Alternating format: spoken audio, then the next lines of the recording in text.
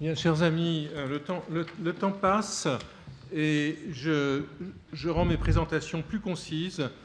Donc, Thomas Clerc, qui est écrivain et maître de conférence à l'Université de Paris X, qui a publié, pour ce qui nous intéresse aujourd'hui, quelques livres mémorables, notamment allant du plus intime, c'est-à-dire son logement dans la ville, avec intérieur, une description exhaustive de son petit refuge du 10e arrondissement, auquel il a consacré par ailleurs un ouvrage extensif, Paris Musée du XXIe siècle, le 10e arrondissement. Il va nous parler aujourd'hui, si je suis bien informé, de la suite de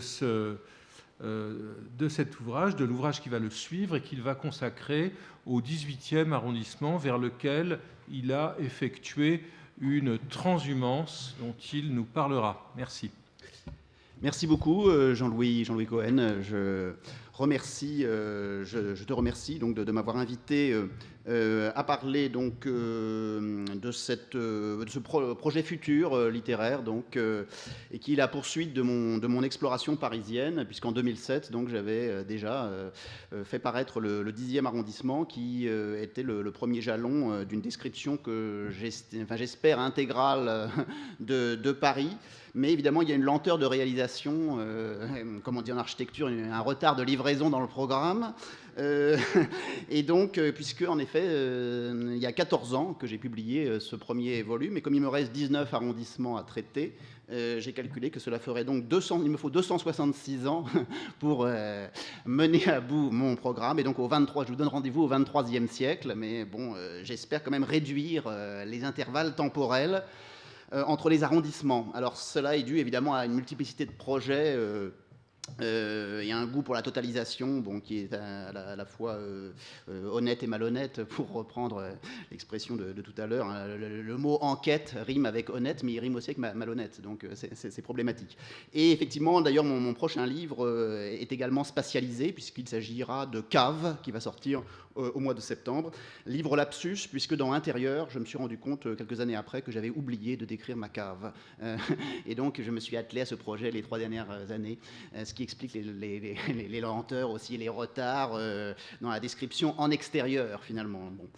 Alors, j'avais d'ailleurs initialement voulu décrire le 2e arrondissement, car j'avais pensé tout benoîtement qu'il fallait que le 2e vienne en second, en quelque sorte. Je trouvais ça plus logique. Et j'avais même accumulé, il y a quelques années, une documentation dans ce quartier. Et puis finalement, il sera donc consacré après Cave. Là, je suis actuellement, c'est un projet en cours, donc vous excuserez un peu le caractère un peu décousu de mes propos. Hein. Mon livre sera consacré donc in fine au 18e. C'est pour ça que j'ai intitulé cette petite communication 18e au 21e. Ce qui fait d'ailleurs le chiffre 1821 et qui, comme vous l'ignorez pas, est la date de mort de Napoléon. Et comme une bonne nouvelle n'arrive jamais seule, c'est aussi la date de naissance de Baudelaire. Donc c'est assez étonnant d'ailleurs de voir qu'ils ont été contemporains à quelques jours entre les deux. Bon. Donc, alors, parce qu'il y a toute une poésie du chiffre que j'aime introduire, notamment dans mes textes. Alors, pourquoi décrire le 18e arrondissement ? Eh bien, pour une raison subjective, qui est, tu l'as indiqué Jean-Louis, que j'ai déménagé en 2018, il y a 3 ans déjà, donc passant du 10e au 18e. Et j'exclus un petit séjour entre les deux de 100 jours, autre référence à qui vous savez. Dans le 14e arrondissement, j'étais entre deux appartements, et j'ai évidemment pris des notes aussi pour un 100 jours dans le 14e peut-être, mais on verra ça plus tard si vous voulez bien. L'autre raison objective, et elle nous concerne tous cette fois, c'est que, comme vous le savez, depuis 14 mois, nous sommes sous cloche à cause du confinement. Et c'est une période qui m'a assez déprimé. Personnellement, je l'ai assez mal vécue. Et donc, je me suis dit que j'allais essayer de ruser avec cette événementialité pénible, et donc de retourner la contrainte qui nous était faite de rester chez nous, au fond, et donc de l'utiliser comme contrainte topographique. Et je me suis dit que j'allais décrire mon arrondissement depuis donc 14 mois, je suis dedans en fait, et d'utiliser la contrainte finalement politico-sociale et sanitaire pour pouvoir déambuler. Alors en trichant un peu parce que le 18e arrondissement est un arrondissement assez vaste, il fait 6 km². Je ne pouvais, donc normalement on devait rester dans une circonférence de 1 km, voilà, mais j'ai triché, car, comme je le disais tout à l'heure à Yvan Jablonka, je considère que la littérature, quand elle intentionnalise son honnêteté, est toujours suspecte, et quand elle ne l'intentionnalise pas, eh bien, c'est ce que je disais tout à l'heure, hein, au fond, pour moi, il y a une forme de mensonge dans la littérature, et de tricherie, de petite tricherie, de malhonnêteté, et je crois que c'est ce caractère de malhonnêteté, au fond d'ailleurs, qui m'émeut profondément dans la littérature. Et que là, évidemment, il y a deux tendances fortes, antinomiques. Nietzsche disait de Rousseau qu'il était un menteur, bon, etc., etc. Je vous renvoie à tout ça. Bon. Donc, j'ai triché, j'ai essayé d'explorer, d'aller au-delà des limites qui m'étaient imparties, et donc, voilà, hein, de ruser pour ne pas dépérir aussi, hein, car bon, c'était quand même assez pénible et c'est une situation qui n'est pas terminée. Donc, cette double raison m'a poussé à arpenter mon nouvel arrondissement depuis 14 mois, donc, arrondissement que j'habite donc depuis 36 mois. En restant fidèle à ma méthode qui est triple, qui est une méthode donc à la fois de documentation, d'écriture et de déambulation. Une déambulation, évidemment une déambulation maximale dans l'arrondissement, avec prise de notes et réécriture a posteriori, et aussi une documentation. J'en profite d'ailleurs pour lancer un appel d'offres, au sens où je suis preneur de tout témoignage, récits, souvenirs, anecdotes, analyses de gens qui ont vécu, alors peut-être c'est le cas de certains d'entre vous, dans le 18e arrondissement, ou de gens qui ont un lien fort à cet arrondissement. Et ça m'intéresse parce qu'évidemment, comme vous le savez, j'ai un côté un peu pillard aussi. Je pense que la littérature se fait toujours avec les autres, contraint ou forcé. Alors là, je vous indique que finalement, ça m'intéresserait d'avoir des échanges avec vous, si bien entendu l'arrondissement en question vous parle, bien entendu. Puisqu'il y a toute une technique aussi dans cette déambulation, notamment de captation, par exemple, de rencontres que je force dans les rues, etc. Je vais notamment maximaliser cette tendance qui est d'entrer en contact avec des gens. Bon. Donc voilà. Alors je termine cette petite introduction en indiquant que ce lieu que je suis en train de décrire, donc depuis à peu près 14 mois, en parallèle avec la fin de l'écriture de Cave, je vais très paradoxalement également sans doute le quitter. C'est-à-dire que je vais, une fois que j'aurai terminé le 18e arrondissement, je vais partir, et donc tel Orphée, hein, je vais jeter un regard sur cet endroit que je compare donc implicitement aux enfers. Bon. Pourquoi ? Ben, je ne sais pas exactement, enfin, on en parlera peut-être. Car avant de déménager à nouveau, donc dans plusieurs mois, je pense, quand j'aurai terminé ce projet, je vais revenir donc sur mon déménagement antérieur en 2018 et qui m'a conduit donc plein nord du 10e au 18e, puisque j'habite le 72e quartier administratif de Paris, c'est-à-dire le quartier de la Chapelle, Marx-Dormois, qui est donc un des 4 quartiers du 18e arrondissement. Je vous ai donné cette petite carte, bon, par goût du personnel du papier, et puis j'ai un peu circonscrit ce quartier de la Chapelle. Et donc, ce déménagement a obéi chez moi à un goût pour le changement, qui d'ailleurs n'est pas un goût excessif, dans la mesure où, ayant toujours vécu à Paris, j'ai 55 ans, je n'ai vécu que dans 5 arrondissements, chronologiquement, le 16e, où je suis né, le 5e, le 11e, le 10e, donc, et le 18e, et je ne compte pas donc les 100 jours dans le 14e, enfin bon, je les compte quand même, mais c'est un peu différent. Désir de déménagement, donc, qui est lié aussi à un désir de m'agrandir, de multiplier la surface du petit appartement décrit dans l'intérieur, qui faisait 50 mètres carrés, et puis donc d'échapper aussi à ce livre. Intérieur est un livre évidemment assez étouffant à écrire, et j'en avais vraiment assez, il fallait que je sorte de cela. Et donc de jeter aussi, bien sûr, en déménageant, les bases ultérieures d'un nouveau projet descriptif, et donc d'augmenter la connaissance du territoire parisien, puisqu'il y a de larges zones que je ne connais pas, comme tout bon Parisien d'ailleurs, il y a d'énormes zones où je ne mets jamais les pieds, hein, et donc j'avais envie de découvrir ce 18e que je ne connaissais que par source indirecte. Mes grands-parents y vivaient rue Ramet de 1940 à 1990, bon, mais j'allais leur rendre visite de temps en temps, mais enfin bon, c'est quand même pas une connaissance de premier plan. Ce qui motive également le déménagement, alors je reviens un peu sur l'infrastructure, si vous voulez, hein, du projet, c'est aussi le désir de changer de type d'habitat.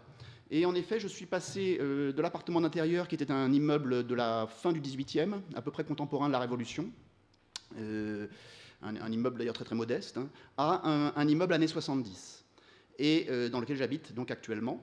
Ce qui, pour moi, est une nouveauté forte, car c'est la première fois que j'habite dans du moderne, et donc je suis passé de l'ancien au moderne. Je rappelle statistiquement qu'à Paris, seuls 18% de l'habitat est construit après 1974. Alors, c'est-à-dire, bon, je ne vous apprends rien, hein, que Paris est une ville ancienne, 80%, disons, enfin, au moins 62% avant 49, et 20% de 49 à 74, et 18% à partir de 74, avec des découpages historiques d'ailleurs étranges, mais enfin sur lesquels il faudrait s'interroger. Mais bon, donc comme vous le savez, évidemment, hein, Paris est une ville ancienne. Or, j'ai eu le désir de changer, et je décrirais cela par la figure rhétorique du chiasme. Je dirais que plus jeune, j'habitais dans du vieux, et que désormais, plus vieux, j'habite dans du jeune. Et cette figure du chiasme, qui correspond à une sorte d'autoportrait, si vous voulez, elle me semble définir un type conceptuel que j'appellerais le vieux moderne. Et alors là, je vous laisse réfléchir à cette question, car c'est une figure qui me semble assez emblématique de notre temps. Je ne creuse pas cette question, mais je vous la... Et de notre pays également. Voilà, notre pays comme vieux moderne, et au sens où la modernité aurait finalement pour nous, je crois, un parfum rétro, à la fois sur le plan esthétique et politique. Bon, mais je n'en dis pas plus. J'aime bien cette question de vieux moderne, enfin, elle me semble intéressante à creuser. Voilà. Bon, bref, j'habite désormais dans une résidence qui est située, si vous voulez tout savoir, rue Marc Séguin, qui, comme vous le savez, est l'inventeur de la chaudière tubulaire. Et c'est une résidence donc, qui a été construite en 1972. Et donc, j'ai déjà cité le chiffre 72, 72e quartier administratif de Paris. Et 1972, ce chiffre 72, qui est un chiffre emblématique et climatérique pour moi, qui revient à plusieurs reprises. Donc cela me donne une satisfaction, disons, relative, mais c'est surtout me sert de base pour mon projet descriptif. Alors, il convient peut-être, avant de parler justement de l'infrastructure de ce projet, de définir les raisons pour lesquelles j'ai choisi ce quartier précisément, le quartier de la Chapelle, si on adhère à la thèse sartrienne du choix d'existence. Mais bon, comme me le dit plus brutalement un ami, qu'est-ce que tu es allé te fourrer là-bas? Alors, je vais donner 3 raisons, parmi d'autres. Une raison qui est objective, qui est que La Chapelle est le quartier le moins cher de Paris. Et que le 18e arrondissement est le plus pauvre de Paris en termes de revenu fiscal médian, puisque ce revenu fiscal médian par ménage est de 27 600 € par an, et ce qui place le 18e arrondissement comme le dernier des 20 arrondissements. C'est-à-dire que mon désir d'agrandissement que j'ai mentionné tout à l'heure était enfin réalisable dans la mesure où le quartier était à portée de ma bourse, et que en 2018, au moment où j'ai acheté cet appartement, le prix moyen du mètre carré à La Chapelle était quand même déjà de 9 000 € du mètre, ce qui est évidemment très, très élevé, et que j'ai visité 72 appartements. Encore ce chiffre 72, je me suis arrêté à 72 parce qu'au bout du 72e, j'ai trouvé une bonne affaire, puisque j'ai acheté cet appartement à 6 500 € du mètre. C'est-à-dire que là, j'ai en quelque sorte vengé mon père, qui est un homme d'affaires ruiné, qui s'est ruiné en 1972. Bon. Et donc, voilà, ce qui fait qu'il y a une raison financière et finalement politico-sociale, qui est que cet arrondissement était à la portée de ma bourse, au sens où je voulais m'agrandir. Et j'ai donc choisi ce quartier de La Chapelle pour une raison qui est que c'est un quartier relativement peu cher par rapport au reste de Paris, mais évidemment qui reste exorbitant par rapport à une norme sociale, puisque, je le rappelle, en 20 ans, le prix du mètre carré a augmenté de 248% à Paris. Ce qui est pour moi le véritable problème parisien, en fait. Et je dirais presque voilà, le problème principal, Et c'est à ce moment-là que j'adhère à la notion de littérature de terrain, au sens où l'infrastructure, comme on disait autrefois, détermine la superstructure. Enfin, c'est-à-dire que je balaye du coup tout ce que j'appelle les faux problèmes, et notamment un faux problème, par exemple, mais qui n'en est pas un pour mes congénères parisiens, qui est le faux problème de la propreté, par exemple, me semble-t-il. Problème qui est pourtant jugé comme essentiel par nos édiles, et à quoi j'ai quand même un argument imparable, qui est le suivant, que je vous donne. Autrefois, Paris était sale, mais Paris n'était pas cher. Aujourd'hui, Paris est toujours sale, mais Paris est devenu très cher. Autrement dit, nous perdons sur tous les tableaux au fur et à mesure que nous progressons. Bon, voilà. Alors, autre raison, cette fois-ci plus subjective du choix de cet arrondissement, c'est, vous le voyez sur le plan, son caractère d'enclave. Alors ça, c'est quelque chose qui m'a attiré, je dirais, positivement pour aller dans ce quartier. Il y a une poésie de l'enclave, pour moi, alors là, en ce sens qui est très subjective, et on le constate car ce quartier de la Chapelle-Marx-Dormois est de fait enclavé. Il est bordé à l'ouest, vous le voyez sur la carte, par les voies ferrées de la gare du Nord, et à l'est par les voies ferrées de la gare de l'Est. Il est en quelque sorte pris en tenaille. Au sud, vous avez le boulevard de la Chapelle, et au nord, le boulevard Nesle, les entrepôts et le périphérique, qui fait qu'il y a une sorte de fermeture forte du quartier, qui est quand même relativement rare, je trouve, à Paris, mais ça on pourra en discuter, au sens où Paris est une ville, c'est vrai, clôturée, mais dans laquelle il y a une fluidité, je trouve un circulus assez grand, et il est assez facile quand même de se déplacer dans Paris. Ici, c'est plus compliqué. Marx-Dormois est vraiment un quartier dans lequel il faut pouvoir sortir, en quelque sorte. Alors, ce qui m'a attiré, paradoxalement, c'est à la fois ce goût, évidemment, pour les espaces clos, décrits dans l'intérieur, ce goût pour les frontières, et pour la méthode d'exploration, puisque ma méthode d'exploration de Paris, qui en vaut une autre, qui n'est ni meilleure ni moins bonne qu'une autre, consiste justement à épuiser un lieu qui est structuré a priori par ses frontières d'arrondissement. Alors, je n'ai quand même pas poussé le vice jusqu'à m'installer dans l'un des endroits les plus enclavés, alors que j'ai découvert récemment, qui est, je ne sais pas si vous le voyez sur le plan, au nord de l'arrondissement, l'impasse Marteau. Je ne sais pas si vous connaissez cet endroit, c'est assez extraordinaire. C'est une petite impasse qui est, vous voyez, coincée entre le boulevard périphérique et le cimetière parisien de la Chapelle. C'est un endroit, enfin, je vous conseille d'y aller, c'est quand même assez intéressant. Il y a des barres d'habitation, hein, et c'est un endroit vraiment totalement enclavé. Enfin, on peut en sortir, évidemment, mais enfin, c'est assez compliqué, puisqu'il faut franchir des espaces vraiment ingrats, c'est le moins qu'on puisse dire. C'est un endroit, d'ailleurs, qui a été marqué historiquement par un bombardement en avril 1944. Le bombardement du dépôt de la Chapelle, qui a fait quand même 642 morts. Hein, et il y a une plaque commémorative dans cet endroit qui a été un peu réhabilité, mais qui est assez fascinant parce qu'il jouxte un cimetière, le cimetière de la Chapelle, et qui est dans une sorte de jungle urbaine tout à fait étonnante. Bon. Et troisième élément, donc le prix du mètre carré, le caractère d'enclave. Et le troisième élément qui m'a attiré, c'est le côté vide du quartier, que vous voyez bien là représenté quand même sur ce plan, qui est un peu ancien déjà, mais qui, comme vous le voyez, est rempli de blanc. Enfin, c'est un coin dans lequel il y a beaucoup de zones blanches. Et ici, hein, je renvoie au très beau livre de Philippe Vasset, le livre blanc, hein, qui a décrit un petit peu ces zones et que j'aime beaucoup. Alors ces zones sont liées, évidemment, ces zones blanches sont liées aux voies ferrées, aux dépôts et à toute l'infrastructure de la SNCF, hein, les dépôts de la Chapelle, les anciens gazomètres. Alors tout ça, ça a libéré de l'espace, évidemment, maintenant, avec des jardins, des chantiers. Il y a quand même un aspect vide, et qui est assez séduisant par le caractère, je dirais, un peu berlinois du quartier. En ce sens que, évidemment, à Berlin, l'histoire ayant fait ce qu'elle a dû faire, il y a de l'espace. Et c'est une perception que je retrouve dans ce coin de Marx-Dormois, de la Chapelle, qui est certes dense, mais qui est quand même moins dense, en ce sens qu'il y a de larges espaces vides. On en a un très bon sentiment, je ne sais pas si vous voyez notamment les jardins Éole, par exemple, qu'on voit du côté de la rue d'Aubervilliers. Et là, il y a vraiment eu un travail, je dirais, de profondeur de champ de l'espace, et notamment avec les projets de Michel Corajou, hein, qui a dessiné ces jardins Éole, et qui épouse l'horizontalité de la SNCF, enfin, des voies de la SNCF, et qui crée vraiment un sentiment aérien, on pourrait dire. Bref, j'ai eu un sentiment d'espace que je n'avais évidemment pas dans le 10e arrondissement, qui est un arrondissement évidemment très dense et très fermé sur lui-même. Donc le prix du mètre carré, le sentiment d'isolement et l'espace sont les trois piliers de ce triangle de choix du 18e. Or, voici que ces trois raisons se sont retournées en leur contraire et ont contribué à me désaffectionner de ce quartier que j'avais choisi aussi vite que je m'étais entiché de lui. C'est un petit peu problématique. C'est la raison pour laquelle je vous ai dit que j'allais sans doute le quitter.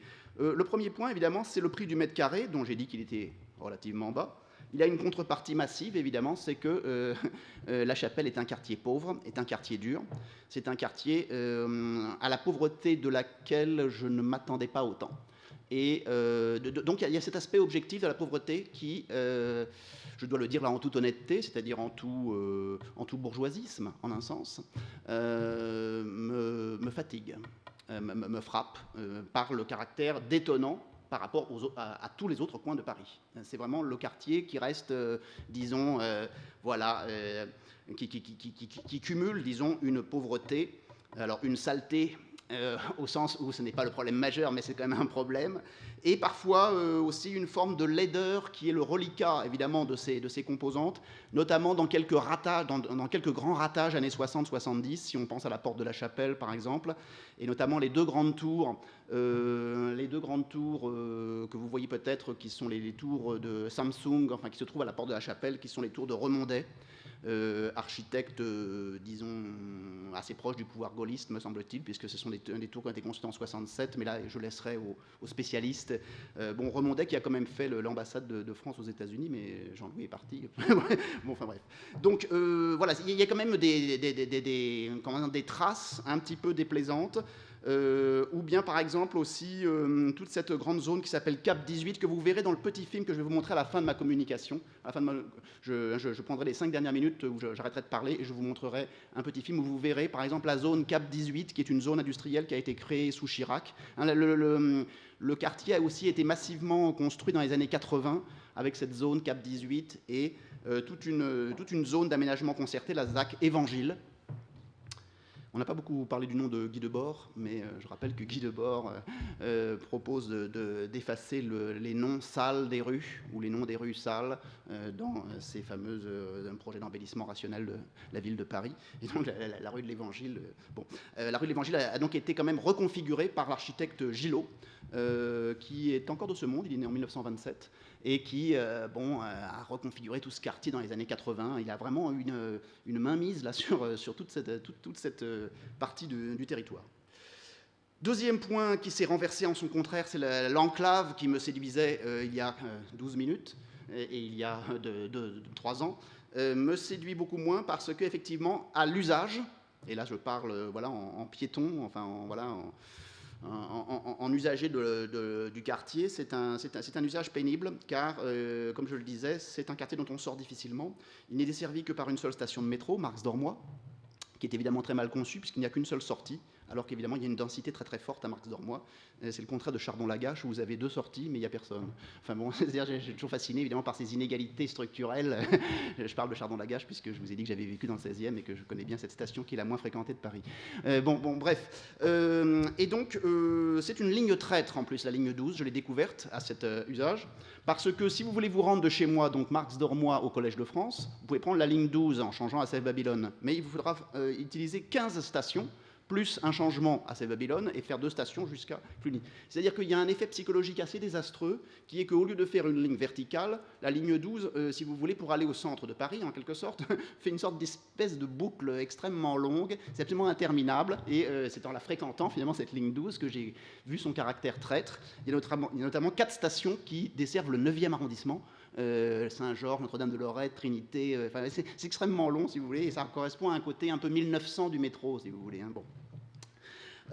Alors, comment on fait donc pour aller au Collège de France? Eh bien, il y a jusqu'à 2 ans, le 38 est enfin arrivé, mais il y a 2 ans seulement.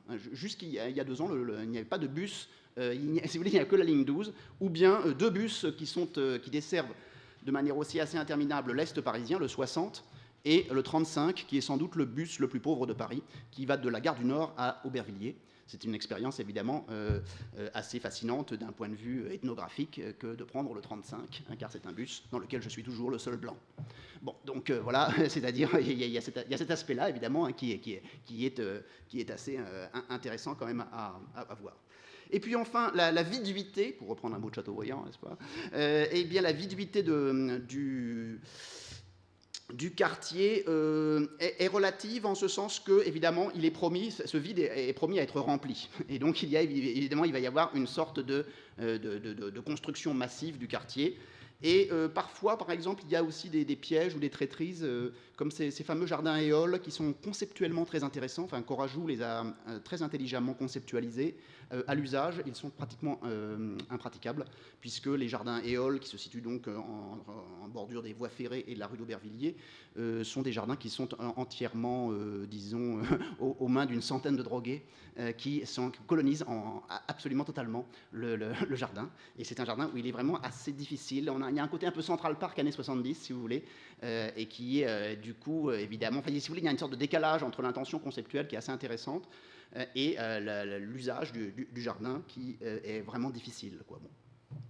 Bref, une déception que j'appellerais un peu post-bourgeoise, donc, et que, encore une fois, je suis obligé, que je ne peux pas cacher, en quelque sorte, hein, de ce point de vue-là, dû au fait que cet éloignement eh bien, m'a jeté un peu dans une sorte disons, de désarroi, au sens où je ne me suis pas vraiment fait au quartier, hein, et où, et bien sûr, cette gentrification dont je suis évidemment le symptôme, puisque j'arrive dans un quartier que je vais gentrifier par ma propre présence, mais je fais évidemment partie du problème que je dénonce, c'est-à-dire, c'est toujours la même histoire, cette gentrification, je la condamne et je la redoute, et en même temps, je la souhaite en même temps. Il y a une espèce de double tenaille qui me semble être, disons, un problème insoluble. On pourrait dire ça comme ça. Voilà, donc il est probable, hein, que je parte pour ces raisons-là. Mais évidemment, je ne voudrais pas terminer sur une note négative, et c'est la raison pour laquelle je vais très bientôt céder la parole aux images. C'est que, en fait, ce quartier, qu'est-ce qui m'a amené dans ce quartier? Je crois qu'il y a une raison secrète beaucoup plus positive. C'est qu'il comporte évidemment des avantages certains, c'est que c'est un quartier d'avenir, tout simplement. Alors peut-être pas au sens où De Gaulle disait du Brésil que c'est un pays d'avenir et qu'il restera, j'espère que non, je ne crois pas. Non, je pense que c'est un quartier, au fond, qui est amené, enfin, et c'est déjà, j'en mesure les effets tous les jours, et nous en mesurons tous les effets, à se transformer de fond en comble, eu égard précisément donc à sa pauvreté, à ses espaces libres, qu'il contient, et donc à son foncier plutôt peu élevé, qui permet aussi de grands projets. Et de fait, il est l'objet d'une véritable métamorphose, qui est assez excitante, assez exaltante, d'une inflation de projets et de chantiers en cours, qui vont de pair d'ailleurs avec l'aménagement du Grand Paris. Alors, sans du tout porter de jugement sur ces réalisations, car ça nous engagerait bien trop loin, et puis voilà, j'en cite quelques-unes, hein. Par exemple, le programme Ordener Charles de Gaulle, qui est vraiment à côté de chez moi, à Marcadet-Poissonnier, à une station de métro, la ligne directe pour aller à Roissy, et qui va, disons, s'accommoder également de programmes de logement. Le programme qui est déjà en grande partie réalisé de la Chapelle internationale, avec des réalisations, notamment l'architecte Jamel Clouche, qui a fait des choses assez intéressantes, je trouve. On attend l'ouverture du campus Condorcet, aussi, sur les sciences humaines, notamment. Bon, un projet plus contestable, en tout cas, en ce qui ne m'intéresse pas, c'est la création d'un stade sport et culture, l'ARENA, le fameux ARENA, mais enfin bon, tout ça fait partie si vous voulez, de construction massive. Tout à côté de chez moi, donc rue de l'Évangile, vous avez le projet Fillette, c'est-à-dire la rue des Fillettes, avec un programme d'habitation très volumineux, et notamment des réalisations d'un architecte que j'ai découvert qui s'appelle Armand Nouvet, que je trouve très intéressant, et qui fait de l'habitat justement assez minimal, de l'habitat de qualité minimale, qui est vraiment tout à fait intéressant.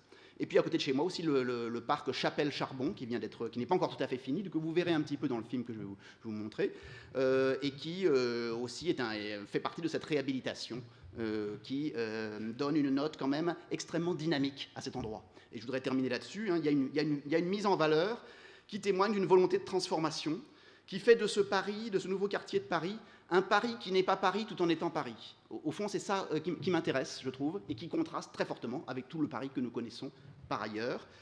Et donc, c'est un avantage objectif majeur qui est d'échapper au Paris, disons que nous connaissons tous, un Paris quand même étouffé, étouffant, sclérosé, ancien, haussmannien. Et donc cette logique du devenir, elle est bien sûr ambiguë, on pourrait dire, puisque cette notion de modernisation se révélerait un peu, si on veut la comparer au pharmacone de Derrida, à la fois évidemment souhaitable et non pas souhaitable, enfin c'est-à-dire au sens où elle est à la fois, cette modernisation est à la fois un remède et un poison, elle est nécessaire, mais évidemment elle pose aussi tout un ensemble de problèmes éthiques, politiques, sociaux, etc. Voilà, en fait, je pourrais conclure, et maintenant je vais vous montrer les images. C'est un quartier finalement que je trouve très intéressant d'un point de vue de son devenir, de sa métamorphose. C'est un quartier dans lequel j'arrive trop tard.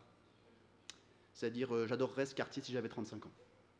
Et voilà, je ne les ai plus, donc je vais partir. Alors, pour vous donner une idée un petit peu de ce quartier que vous connaissez peut-être déjà un petit peu, au fond, j'ai participé à alors j'ai appelé ça coin russe parce qu'il y a toute une toponymie, une onomastique qui a été faite d'ailleurs assez tardivement des compositeurs russes. Et je vais vous montrer ce film. Alors ce film dure 5 minutes, je termine là-dessus. Il est sans parole, j'ai coupé mon commentaire parce que bon, c'est juste, les images sont très belles. C'est un film de Stéphane Kornick et je vais vous le montrer. Voilà. Oui, c'est dans le cadre, vous allez voir Grand Paris des écrivains. C'est un peu, tu vois, enfin. C'est le projet du Pavillon national. Voilà, oui, je... Passe en grand écran si tu... Ah, mince, oui, bien sûr, en bas à droite. Hein. Bon, voilà, je vous laisse comme ça. Hein.